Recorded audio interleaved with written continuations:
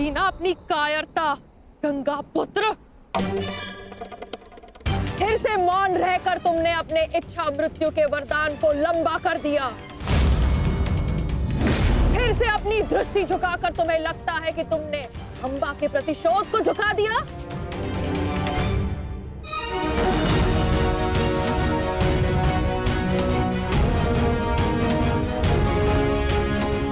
आज सिद्ध कर दिया तुमने कि जब अपने प्राणों का प्रश्न आएगा तो गंगा का बेटा भी अधर्म का मार्ग चुन सकता है। ये आशा तो मां गंगा को भी आपसे ना होगी। ना मैंने नियम बनाए हैं, ना मैं कायर हूं और ना ही अधर्म के मार्ग पर। मैंने तुम्हें वचन दिया था अम्बा देवी कि जिस समय मेरे जीवन का कोई उद्देश्य शेष नहीं रहेगा, मैं तुम्हें वो शक्ति प्रदान करूंगा कि तुम मेरे इस जीवन का अंत कर सको। अब वो समय आ गया है। तुम्हें कदाचित विश्वास न हो, परंतु मुझे आशा है कि कुरुक्षेत्र में तुम मुझे मेरे भार से मुक्ति दिला दो। वरदान से मुक्ति जो मेरे लिए श्राप बन गया है, उस मौन से मुक्ति जो पाप बन गया है भीष्म। मेरे अंदर कोई आशाएं शेष नहीं। यदि शेष है तो केवल इस युद्ध का शाप। आपको इतना व्यथित देखकर बड़ी शांति मिली गंगा पुत्र। दाचित, आपको अब अनुभव हो गया है कि कैसा प्रतीत होता है जब मनुष्य के जीवन में कोई आशा, कोई उत्साह न रहे। स्मरण है भीष्म, यही मेरे जीवन के साथ किया आपने। एक वचन के लिए मेरा पूरा जीवन भस्म कर दिया। परंतु एक बात स्मरण रखना, इतनी सरलता से मैं अपने शत्रु को मुक्त नहीं होने दूंगी। मेरी प्रतीक्षा करोगे तुम गंगा पुत्र कि मैं कब तुम्हें मुक्त करूं। हर पल एक जन्म के समान होगा और प्रतीक्षा का आरंभ होता है अब।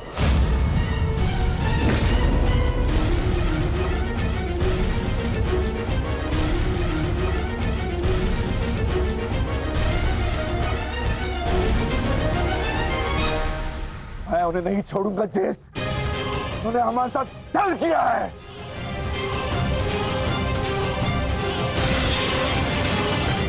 दादा भीम, शांत हो जाइए। ठहरो भीम, ये मेरा आदेश है।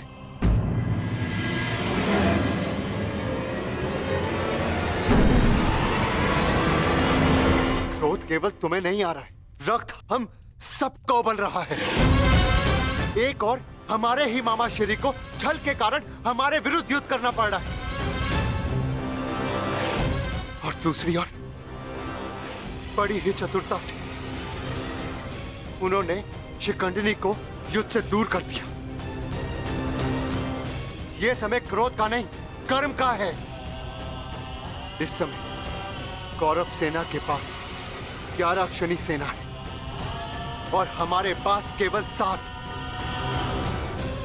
इस समय हमें हमारी शक्ति को एकत्रित करना होगा।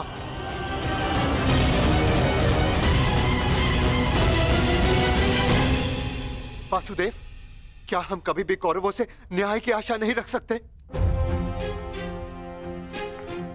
गांधार राज और दुर्योधन से तो हम न्याय की आशा नहीं रख सकते, परंतु अंगराज कर्ण से, दानवीर कर्ण से आशा अवश्य की जा सकती है।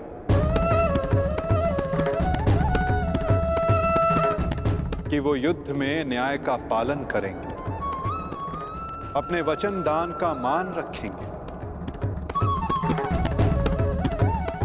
हम सब ने देखा कि अंगराज ने कौरवों के पक्ष में होते हुए युद्ध के लिए कैसे न्याय संगत नियम बनाए।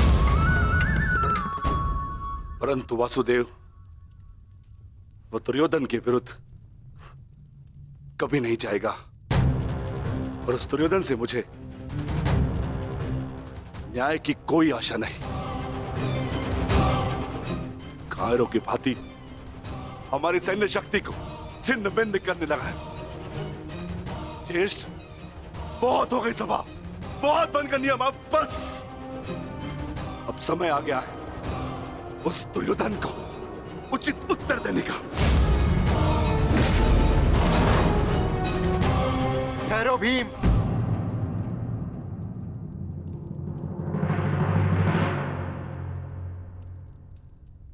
युद्ध का समय अभी नहीं हुआ अनुज।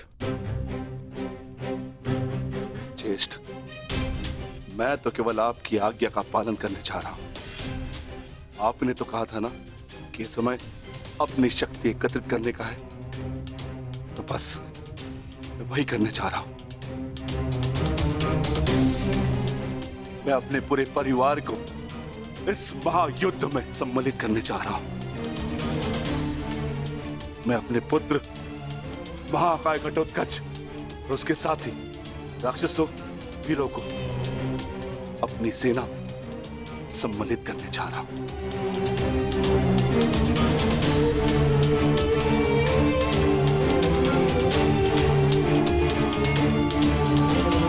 तुम उचित कह रहे हो अनुज। तुम्हें शीघ्र अतिशीघ्र यहां से प्रस्थान करना चाहिए।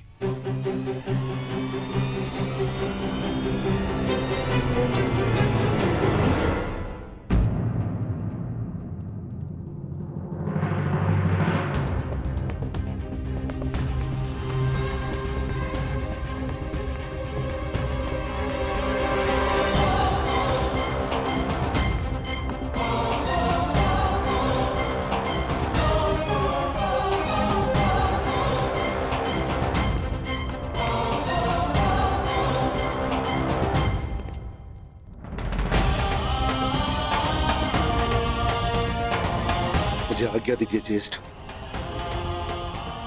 मैं प्रस्थान कर रहा हूं।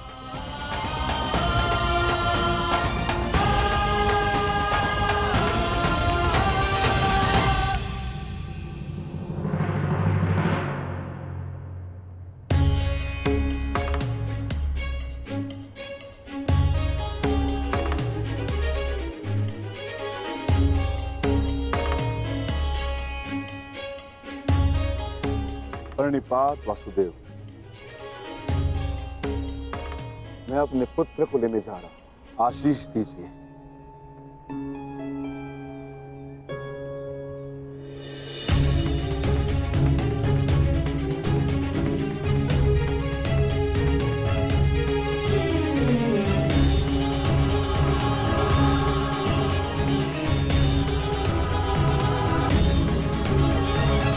क्या हुआ माता?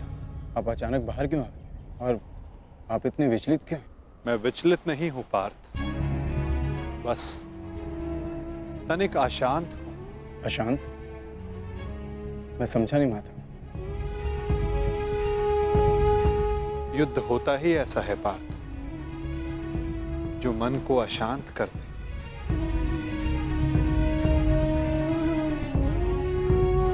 समय एक बहती धारा के समान होता है पार्थ।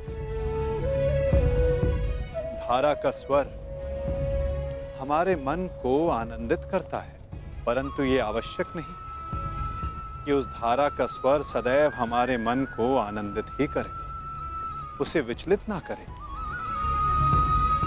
फिर ये विचलन क्यों माता?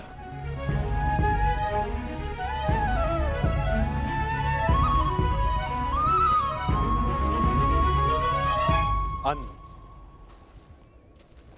सागर में जब तरंग उठती है तो वो उत्साह से भरी होती है पार्थ, और जब वही तरंग गिरकर अपना अस्तित्व खो बैठती है तब मन विचलित हो जाता है कि कदाचित वो तरंग और ऊंचा जा सकती थी, कदाचित उसका प्रारब्ध कुछ और हो सकता था। परंतु तरंग का प्रारब्ध ही उठना और गिर जाना है माता, है ना? तो फिर इसमें अशांत और विचलित होने की क्या बात है? तुमने सही कहा पार्थ, मुझे विचलित नहीं होना चाहिए, परंतु तुम बताओ कि तुम्हारा मन इतना अशांत क्यों है, इतना विचलित क्यों है? ऐसा कौन सा भाव है जो तुम्हें कष्ट दे रहा है? बोलो पार्थ। दानवीर कर्ण से आशा अवश्य की जा सकती है कि वो युद्ध में नियमों का पालन अवश्य करेंगे।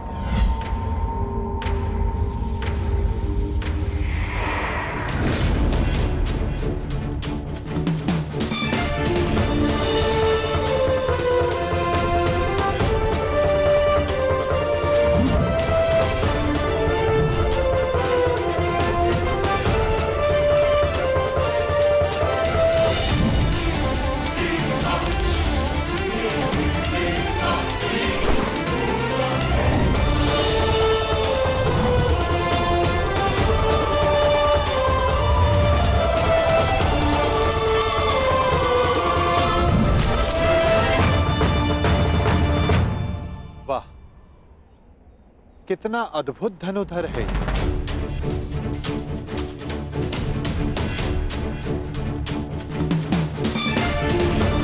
वासुदेव, आप प्रणिपात। ये मेरा सौभाग्य है कि मैं आपसे टकराया।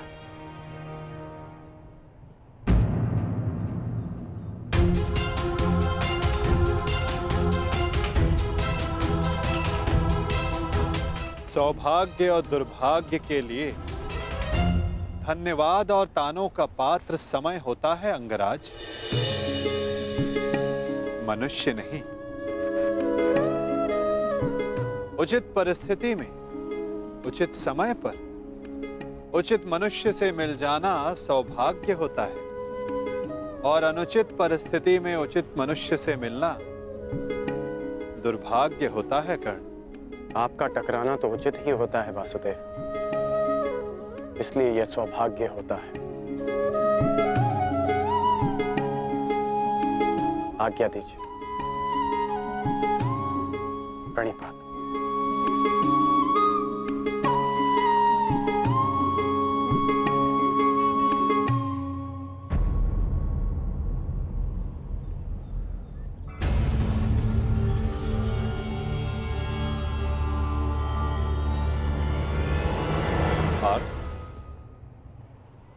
इसके शब्दों की भांति इसके बाण भी कितने अमोघ हैं ना।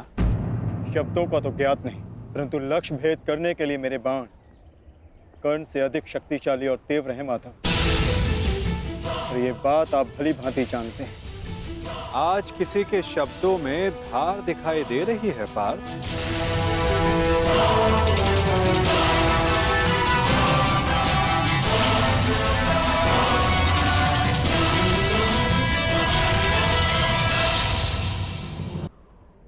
इसके बाण भी कितने अमोघ हैं ना।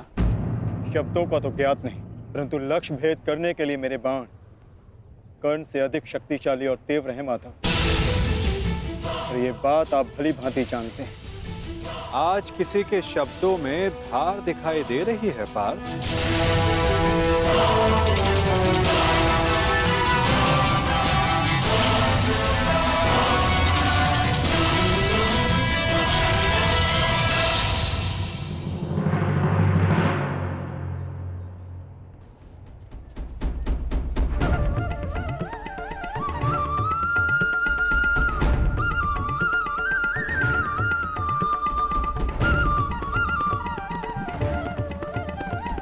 अब बता भी दो अपने सखा को, ऐसी कौन सी बात है जो प्रतिपल तुम्हें और अधिक अशांत किए जा रही है पार्थ?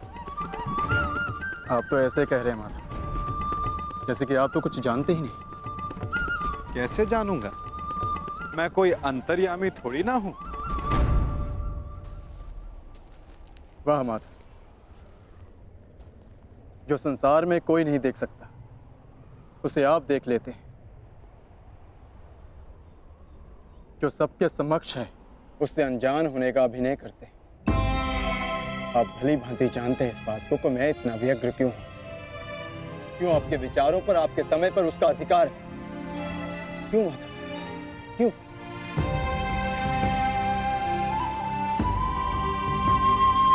प्रशंसा उसकी की जाती है पार्थ जो प्रशंसा के योग्य होता है। महत्व उसे दिया जाता है जो महान होता है। और समय उसे दिया जाता है जो स्वयं समय को परिवर्तित करने की शक्ति रखता हो। और मैं क्या, कर्ण की कुशलता और लगन को देखकर उस पर कोई भी मोहित हो सकता है। ऐसा कोई नहीं जो कर्ण की कुशलता को अनदेखा कर सके। केवल उनके जो उसके प्रति ईर्ष्या रखते हैं। बस बस माधव,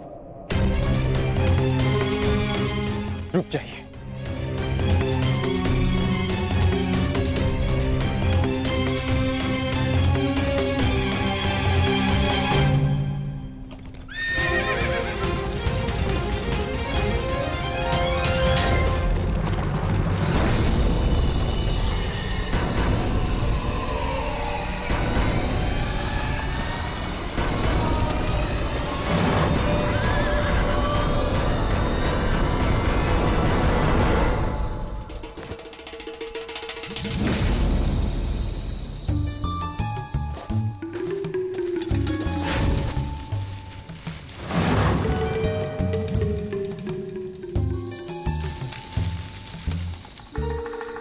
कौन है वहां? कौन है जो मेरा पीछा कर रहा है? यदि साहस है तो सामने आ। आपको लगता है कि मुझे कर्ण से ईर्ष्या है, परंतु मुझे कर्ण से ईर्ष्या क्यों होगी माता? मैं भी मानता हूँ कि वो एक महान धनुर्धारी है और इस बात का मैं सम्मान भी करता हूँ, इसलिए उसके साथ अपना अधूरा द्वंद्व पूर्ण करना चाहता हूँ। परंतु माता, आप कैसे भूल सकते हैं, वो अर्जुन ही था जिसने विराट युद्ध में कर्ण को पराजित किया था। वो अर्जुन ही था जिसने कर्ण के रहते हुए पांचाली के स्वयंवर को विजित किया था। मैं स्वीकार करता हूं कि कर्ण एक महान योद्धा है, धनुर्धारी, परंतु मुझे आज तक उसमें कोई अद्भुत बात नहीं दिखी। परंतु आज एक विचित्र बात का भान अवश्य हुआ है कि आपके हृदय में अर्जुन से अधिक कर्ण बसता है।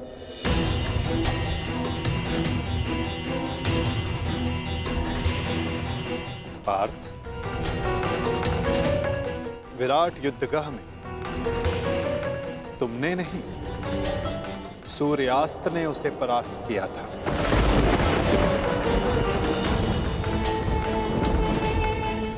पांचाली के स्वयंवर एक सूत के प्रति क्षत्रियों के दीर्घाह ने जीता।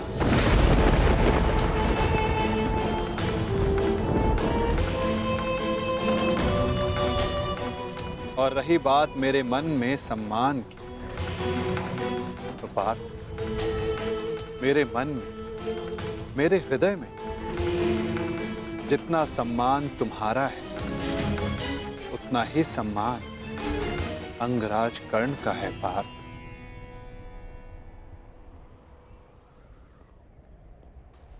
जलधारा की शक्ति का अनुमान उसकी सतह को देखकर नहीं लगाया जा सकता पार्थ। जलधारा की शक्ति उसके भीतर छिपे उथल तरंगों में होता है पार्थ, जिसका अनुमान समय आने पर सबको हो जाता है। सत्य सदैव वो नहीं होता पार्थ जो सबको दिखाई देता है। सत्य वो भी होता है जो हमारी दृष्टि देख नहीं सकती।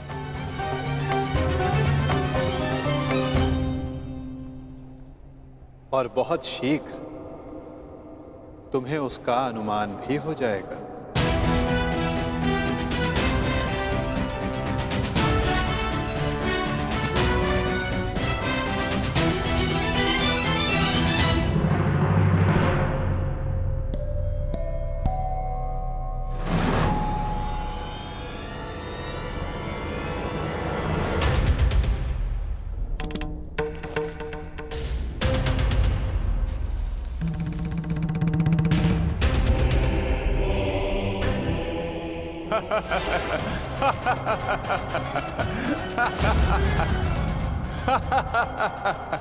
कौन हो तुम? तुम्हें अनुमान भी है किस पर हंस रहे हो? जानते हो मैं कौन हूं? तो मेरा नाम क्या है? बता दीजिए ना भद्र। आपका रूप देखकर तो भय लगता नहीं, कदाचित आपका नाम इतना भयंकर हो जिसे सुनकर मेरी हंसी चली जाए। तुम जानते हो मैं कौन हूं? यदि मैंने अपना परिचय दे दिया तो तुम श्वास भी नहीं ले पाओगे। और यदि मैंने आपके कर्मों का दंड दे दिया तो आप अपना नाम भी भूल जाएंगे भद्र। कर्मों का दंड दे दिया तो आप अपना नाम भी भूल जाएंगे भद्र। जिस भांति आप पौधों और वनस्पति को अपने पांव तले कुचलते चले जा रहे हैं, स्पष्ट है कि निसर्ग के प्रति आपको कोई सम्मान नहीं है। वन से ऐसा व्यवहार केवल दो ही जंतु कर सकते हैं, एक जो मूर्ख हो और दूसरा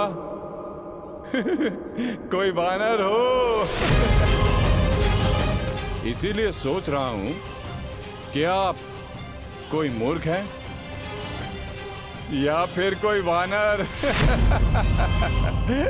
मूर्ख, तुम्हें तुम्हारी मृत्यु क्या खींच लाई है?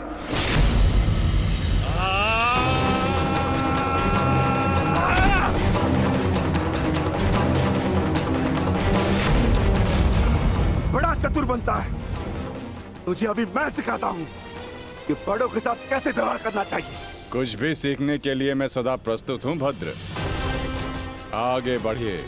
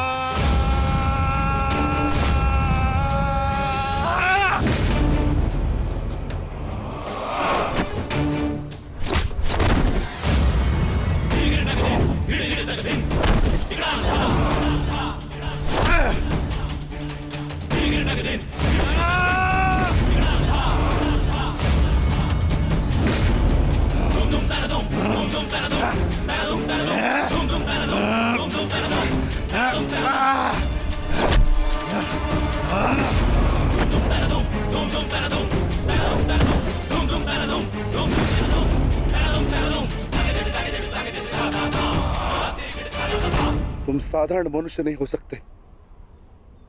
कौन हो? कौन हो तुम?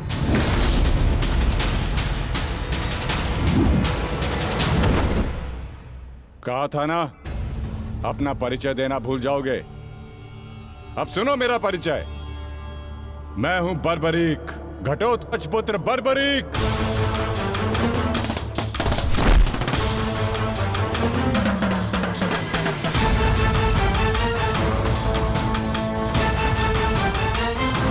बालक, अपना परिचय देने से पूर्व मेरा नाम तो जान लेते।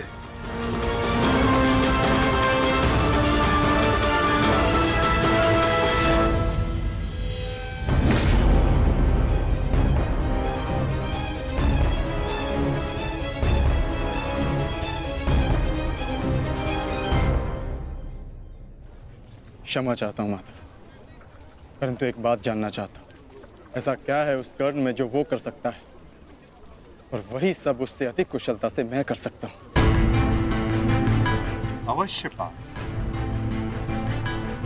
अवश्य तुम कर सकते हो।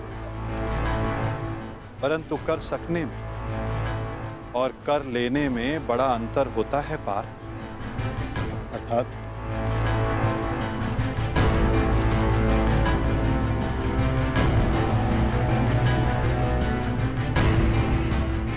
शब्द और अर्थ के फेर में मत पड़ो पार्थ, उससे कोई लाभ नहीं होता। नहीं माधव, लाभ है। बहुत गुणगान सुन लिया कर्ण का। आज तक मैंने आपकी हर बात आंख मूंद कर मानी है, परंतु आज मुझे साक्ष्य चाहिए, प्रमाण चाहिए कि कर्ण श्रेष्ठ क्यों है। तुम्हें पूर्ण विश्वास है पार्थ कि तुम प्रमाण पाना चाहते हो? हाँ माधव। ठीक है अर्जुन, मैं तुम्हें सिद्ध करके दिखाता हूं। कदाचित उसके पश्चात तुम्हें विश्वास हो जाए। यदि फिर भी विश्वास ना हुआ तो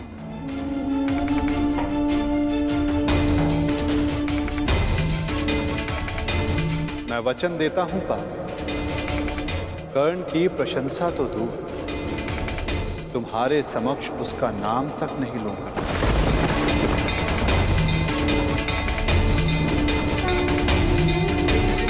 चाहिए कि कर्ण श्रेष्ठ क्यों है। मैं तुम्हें सिद्ध करके दिखाता हूं, कदाचित उसके पश्चात तुम्हें विश्वास हो जाए। यदि फिर भी विश्वास ना हुआ तो मैं वचन देता हूं पार्थ, कर्ण की प्रशंसा तो दूर, तुम्हारे समक्ष उसका नाम तक नहीं लूंगा। मैं परीक्षा के लिए तैयार हूं।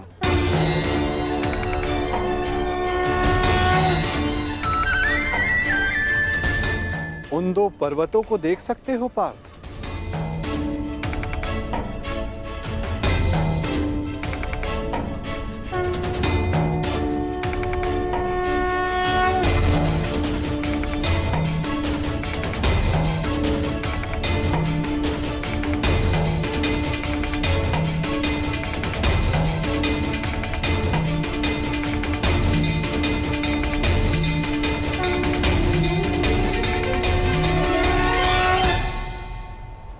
स्वर्ण पर्वत। हाँ पार्थ, अब ये दोनों पर्वत स्वर्ण में परिवर्तित हो चुके हैं।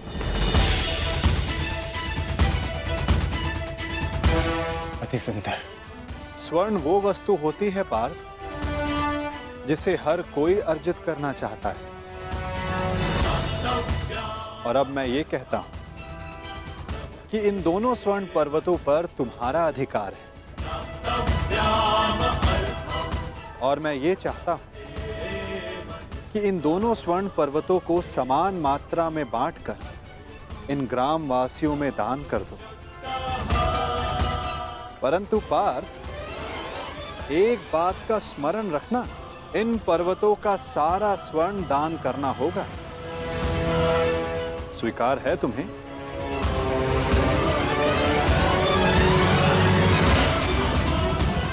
मुझे स्वीकार। आज्ञा दीजिए मां। ग्रामवासियों,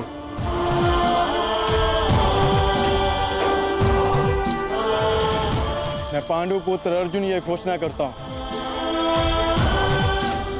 ये दोनों स्वर्ण मेरु समान मात्रा में विभाजित करके आप सबको दान में दिए जाएंगे।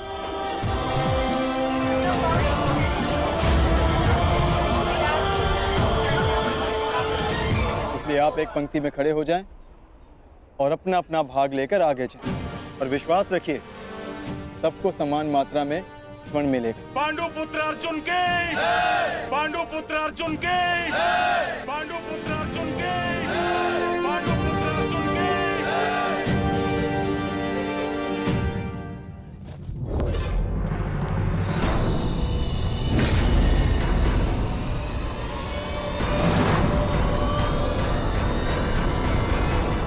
ये क्या है पुत्र? अब कौन सी समस्या उठा लाए अपने कंधे पर? हाँ बार्बरिक, कौन है ये? और इनकी ये दशा किसने की? चिंता ना करो माता, ये केवल मूर्छित ही हुए हैं। परंतु कैसे? बस ये मुझे चुनौती देने की भूल कर बैठे। मुख से तो ये मूर्ख नहीं लगते, पर कार्य मूर्खों वाला कर बैठे।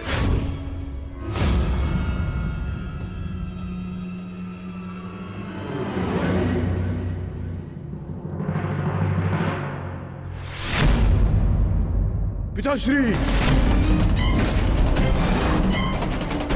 पिताश्री, पिताश्री, पिताश्री, पिताश्री, मारवी पानी लेके आओ।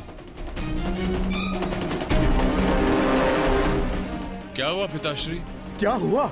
ये क्या अनर्थ कर डाला तुमने? तुम्हें पता भी है ये कौन है?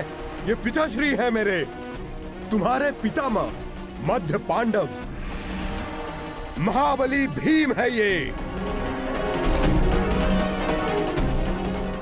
जिनका सम्मान करना चाहिए उन पर प्रहार कर उनको अपमानित कर दिया। लज्जा आती है मुझे कि तुम मेरे पुत्र हो। हाँ, जो तुमने किया वो मूर्खता नहीं, पाप है।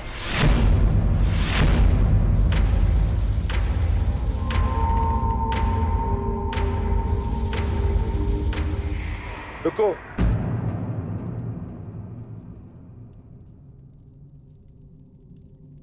पिताश्री, मैं अपने मूर्ख पुत्र की ओर से क्षमा मांगता हूं। क्या ये मेरा पौत्र है? प्राणिपात पितामह, अपनी उद्दंडता पर मैं लज्जित हूं।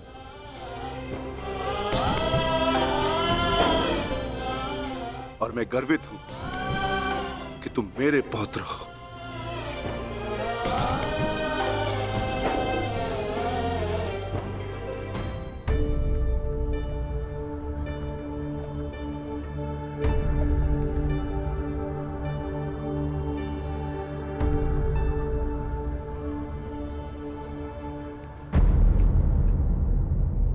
जिस भीम को जरासंध भी परास्त नहीं कर पाया, उसे धूल चटाकर बार्बरिक ने यह सिद्ध कर दिया वो कुशल योद्धा है। मैं बहुत प्रसन्न हूं ये जानकर कि तुम्हारी धमनियों में मेरा रक्त बह रहा है। जीते रहो पुत्र। आज बहुत समय के पश्चात तुमसे द्वंद्व करके मुझे बहुत आनंद आ गया। परंतु पिताश्री, आपके यहां आने का प्रयोजन क्या था? प्रयोजन है पुत्र, और वो प्रयोजन तुम्हें और बार्बरिक को सिद्ध करना होगा। आदेश दीजिए पिताश्री।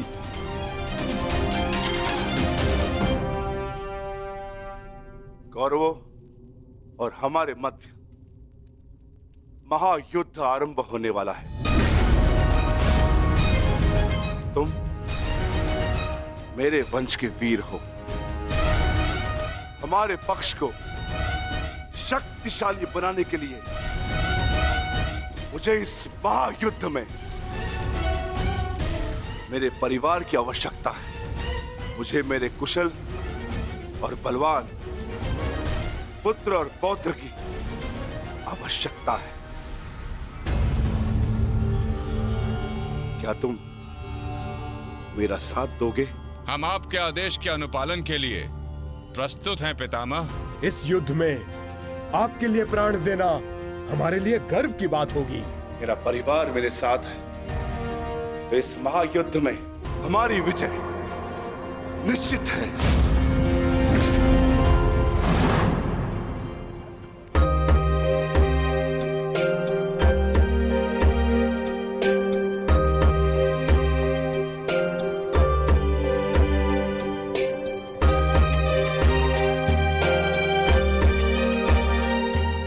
ये लोग तो पहले भी अपने भाग का स्वर्ण ले चुके हैं।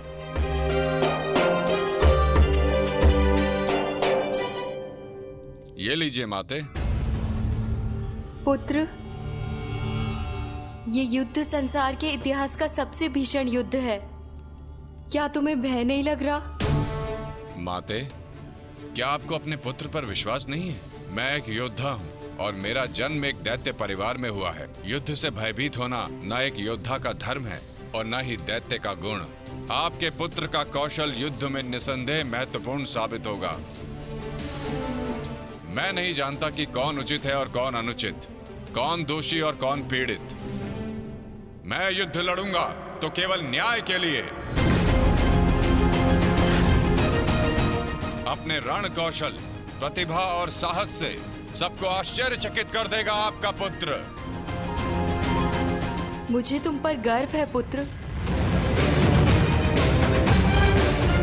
मैंने स्वयं को वचन दिया है माते कि युद्ध में मैं निर्बल पक्ष की ओर से ही लड़ूंगा। चलें पुत्र। अवश्य पिताश्री।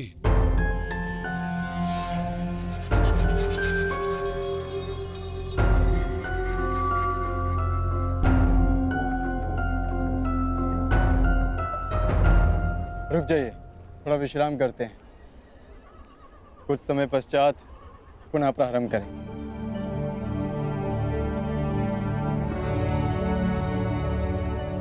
क्षमा चाहता हूं माधव, परंतु मैं ये जानना चाहता हूं कि आपकी ये परीक्षा कब समाप्त होगी। अभी तक तो मैं आधा पर्वत भी नहीं बांध पाया और थकान सा अनुभव कर रहा हूं। पार्थ, अभी तो तुम्हारी परीक्षा का आरंभ हुआ है और तुम इतना शीघ्र थक गए। थक तो मैं गया ही हूं माता, परंतु पराजय स्वीकार नहीं करूंगा। क्षमा चाहता हूं माता, परंतु अभी तक मुझे आपकी इस परीक्षा में आपका उद्देश्य समझ नहीं आया। ठीक है पार्थ, मैं तुम्हें अपना उद्देश्य बताता हूं। इस कहानी का दूसरा कोण तुम्हारे समक्ष लाता हूं। अब तुम्हें स्वर्ण नहीं बांटना है, बस यहां खड़े रहकर जो कुछ भी घटित होगा उसका साक्षी बनना है।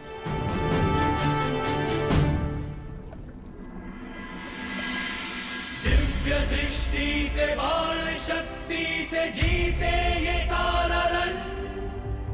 शांत चित्त धरे, आत्मबल भरे, जीते हर बाधा गण। सूर्य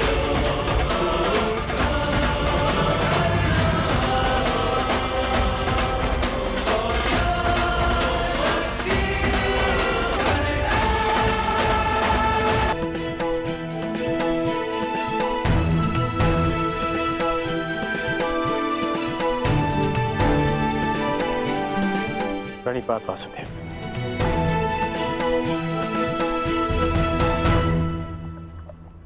आदेश कीजिए कि कैसे आपने मुझे स्मरण किया।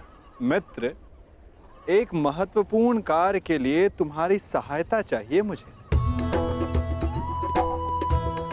बड़े समय से इस कार्य को पूर्ण कैसे करूं, उसके विषय में सोच रहा था, तो तुम्हारा स्मरण हुआ है। और मुझे पूर्ण विश्वास है कि तुम्हारे अतिरिक्त इस कार्य को और अधिक उत्कृष्टता से कोई नहीं कर सकता।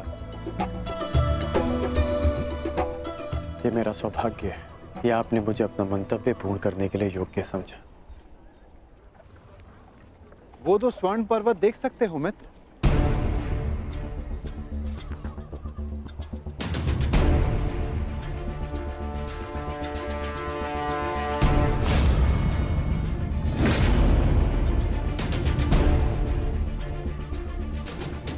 अब इन स्वर्ण पर्वतों पर तुम्हारा अधिकार है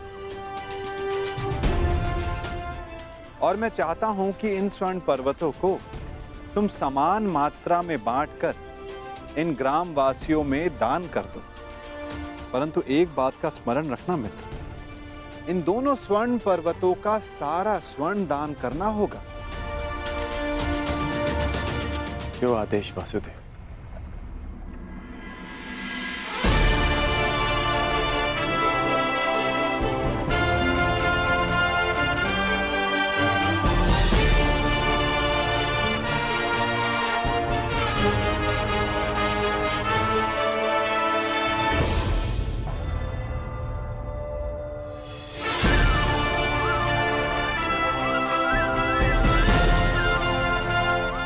मैं सभी ग्रामवासियों से निवेदन करता हूं कि ये दोनों स्वर्ण पर्वत अब आपके अधीन है। आप सब जाकर इस सारे स्वर्ण को आपस में समान भाग में बांट लें।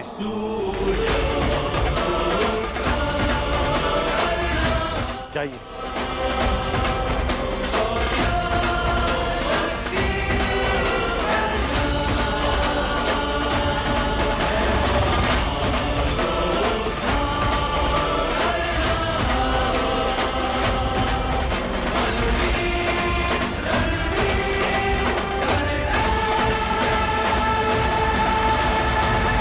प्रणिपात।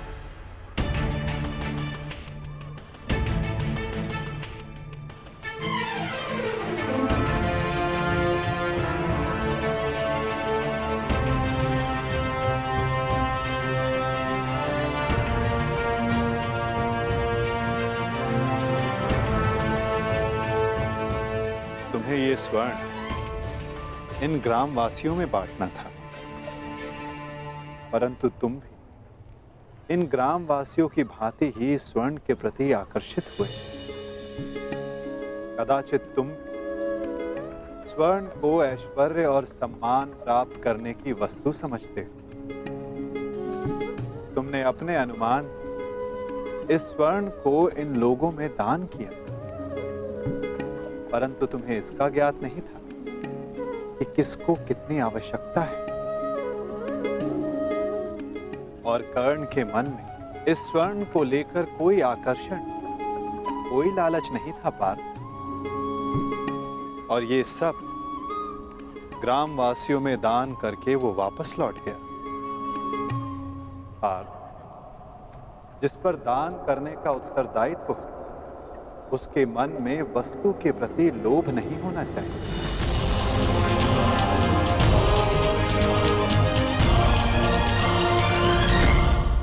वक्त ये स्वर्ण दान करने के लिए ये लोग तुम्हारी प्रशंसा करें। और कर्ण के मन केवल कर्म करने की इच्छा थी पार्थ, फल पाने की नहीं। ये वितरांग गुण, ये विरक्ति मनुष्य का लक्ष्य पाने, उसका दान करने के संकल्प को दर्शाता है।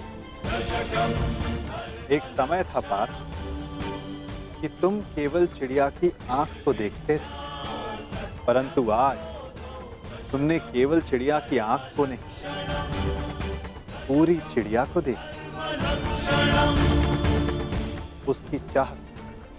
उसकी चाह पूर्ण करने की राह को देखा।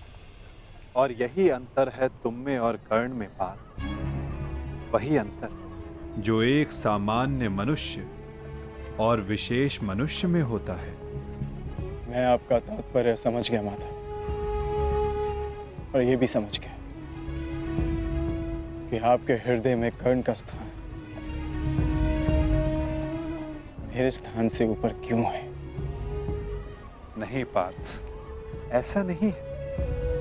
तुम भी मेरे लिए अत्यधिक प्रिय हो, परंतु जैसा कि मैंने पहले भी कहा, जितना प्रेम, जितना सम्मान मेरे हृदय में कर्ण के लिए, उतना ही प्रेम, उतना ही सम्मान तुम्हारे लिए भी मेरे हृदय में है पार्थ। परंतु कर्ण के प्रति मैं तुम्हारा दृष्टिकोण बदलना चाहता हूं। जिस प्रकार, जिस दृष्टि से मैं कर्ण को देखता हूं, उसी दृष्टि से तुम्हें भी दिखलाना चाहता हूं पार्थ। मैं तुम्हें केवल ये बताना चाहता था पार्थ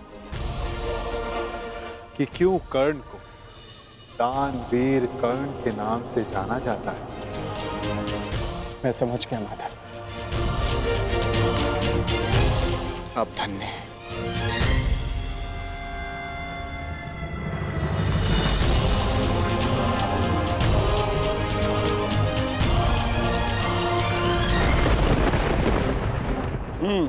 बड़ा दानवीर है ये कर्ण वासुदेव।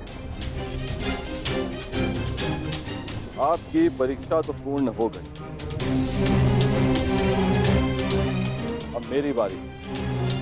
अब मैं बताऊंगा कि दानवीर होने के नाम पर कितना बड़ा ढोंग कर रहा है ये कर्ण। अब केवल अर्जुन को ही नहीं, पूरे संसार को ज्ञात होगा ये सूर्यपुत्र कर्ण कितना महान दानवीर है।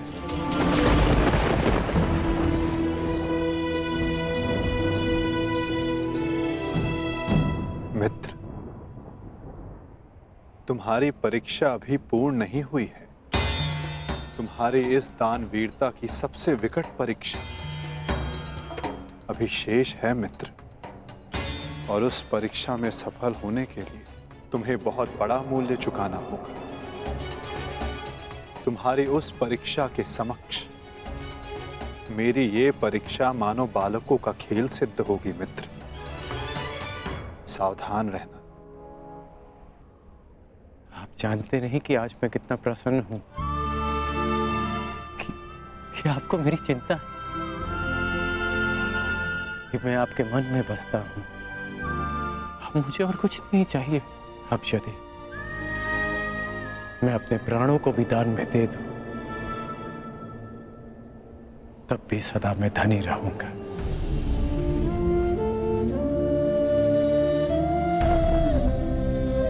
बड़ी बात वासुदेव।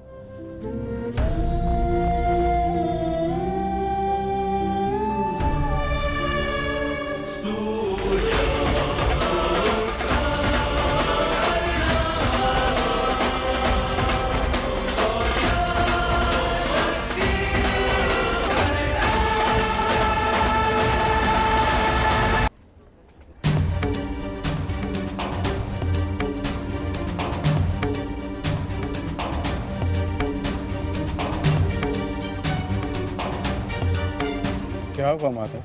कुछ हुआ नहीं पार्थ, परंतु शीघ्र ही होने वाला है। पार्थ, प्रतीत होता है कि तुम्हारे भ्राता विकोदर वापस लौट आए हैं। जाओ, जाकर अपने अग्रज का स्वागत करो। जाओ पार्थ। आप नहीं आएंगे माधव? तुम जाओ पार्थ,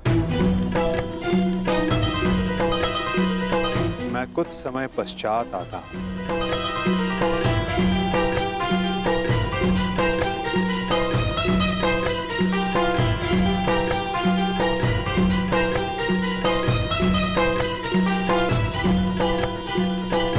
मुझे क्षमा कर देना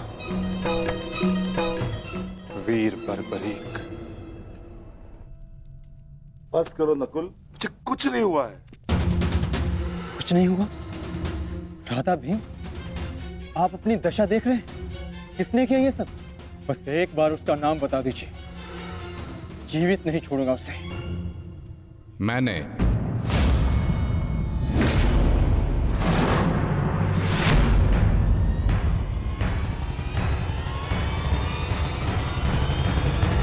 कौन हो तुम दुस्साहसी? आपका पौत्र पितामह।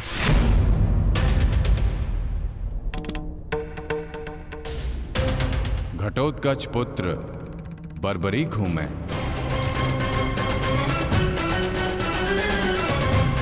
इसकी मार से जो चिन्ह मेरे शरीर पर पड़े हैं, इसका अर्थ तुम समझते हो अर्जुन?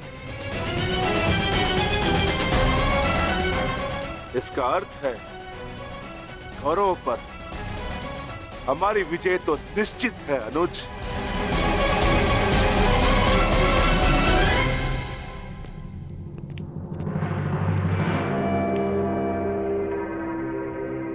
बार्बरिक बल और युद्ध कौशल दोनों में सर्वश्रेष्ठ है। इस महायुद्ध में इसका सामना कोई नहीं कर पाएगा, और मुझे ये विश्वास है कि बार्बरिक अकेला ही इस महायुद्ध को समाप्त करने में सक्षम है। तो ये तो बहुत प्रसन्नता की बात हुई।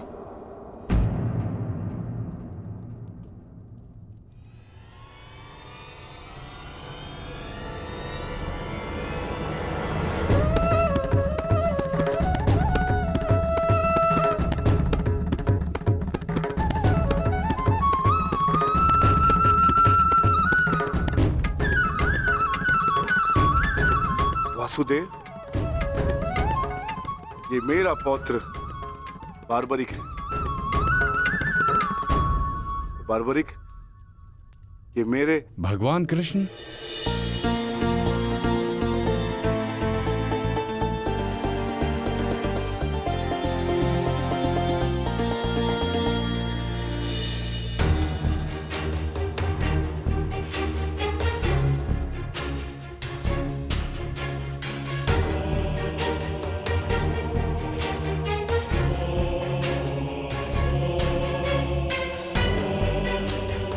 बचपन से आपकी कथाएं सुनकर ही बड़ा हुआ हूं प्रभु। आप मेरे स्वप्न में आते थे। मैंने देखा कि आप ही मेरे मुक्ति मार्गदर्शक हैं।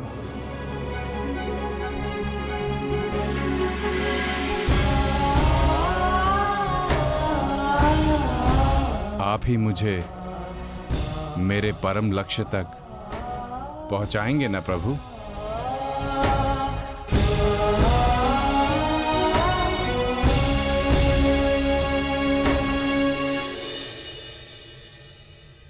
तो तुम्हें लगता है बर्बरी कि तुम स्वयं ही अकेले इस युद्ध को समाप्त कर सकते हो? आप आदेश दें तो। और ऐसा करने के लिए तुम्हें कितना समय चाहिए बर्बरी? आप सब बताएं कि आपके अनुमान से कितना समय लगना चाहिए? जो भीम ने बताया उसके अनुसार 1 माह। 1 पखवाड़े में भी हो सकता है। 2 दिन। नहीं, केवल 1 दिन।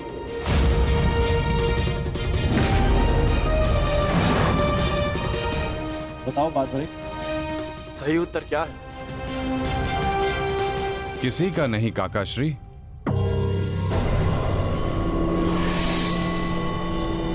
तो बताओ बर्बरी, कितना समय लगेगा तुम्हें? केवल उतना जितना 3 बाणों का संधान करने में लगता है।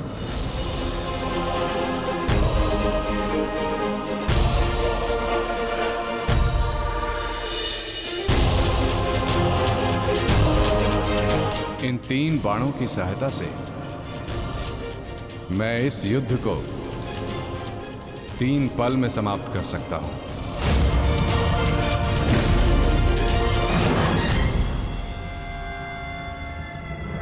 चाहे जितने भी शत्रु मेरे समक्ष हों, इन 3 बाणों से मैं सभी का नाश कर सकता हूं।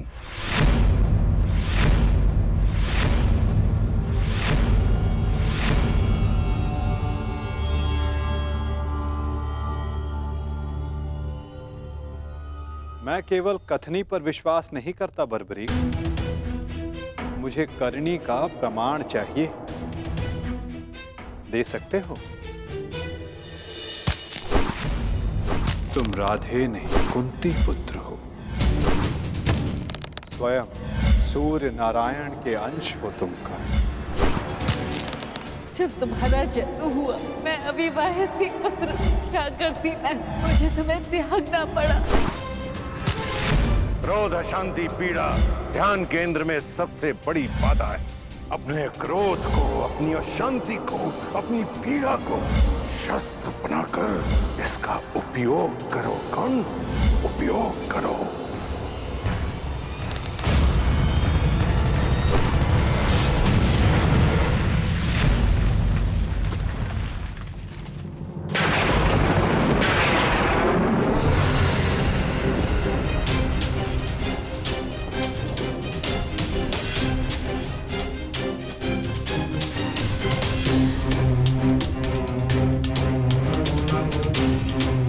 मैं इंद्र हूं, देवराज इंद्र। सूर्य को भी अपने नियंत्रण में कर सकता। तो तुम क्या हो? जितना भी अभ्यास करना है कर लो। का धनुष से बाण चला लो। हाल के बिना योद्धा को मरना ही होता है।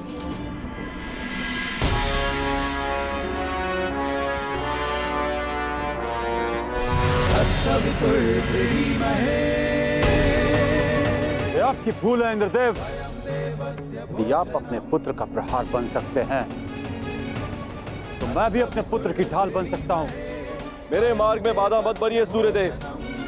जितना प्रयास करना है कर लीजिए, परंतु इस दानवीर कर्ण को कोई नहीं बचा सकता।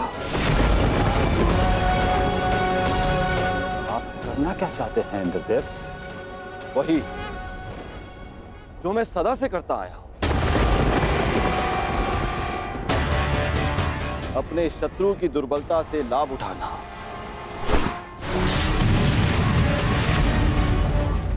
मैंने सुना है कि सूर्य उदय के समय यदि कर्ण से कोई दान मांगे तो वो अस्वीकार नहीं करता, मांगने वाले को निराश नहीं करता, दान अवश्य देता है। अर्थात कर्ण की दुर्बलता उसकी दान वीरता है और उसकी शक्ति वो कवच और कुंडल, तो जन्म से ही उसके लिए आपका आशीर्वाद है।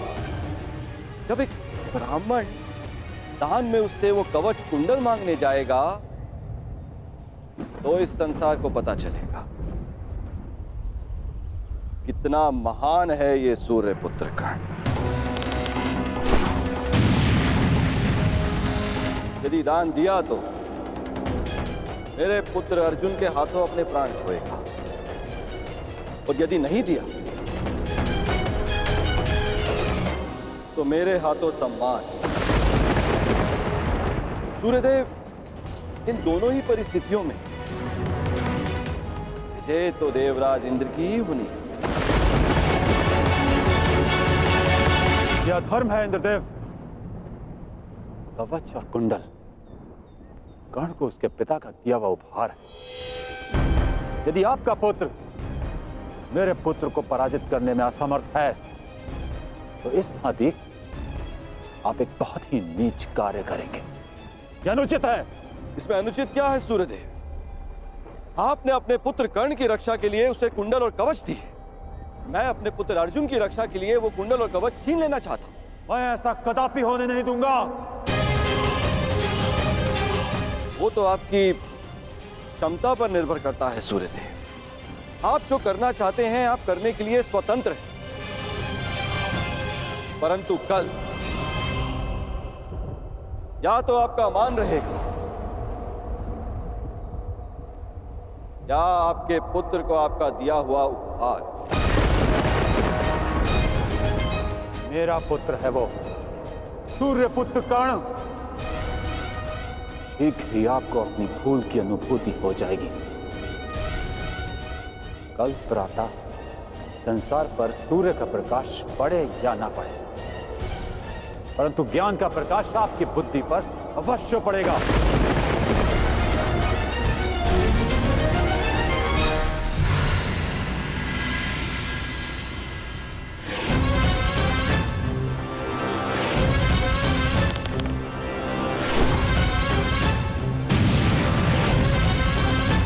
किसी कर्ण ने कहा था यह युद्ध एक यज्ञ है और यज्ञ को सफल बनाने के लिए त्याग और दान करना होता है। सूर्यदेव, तुम्हारे इस पुत्र कर्ण को अपने प्राणों का बलि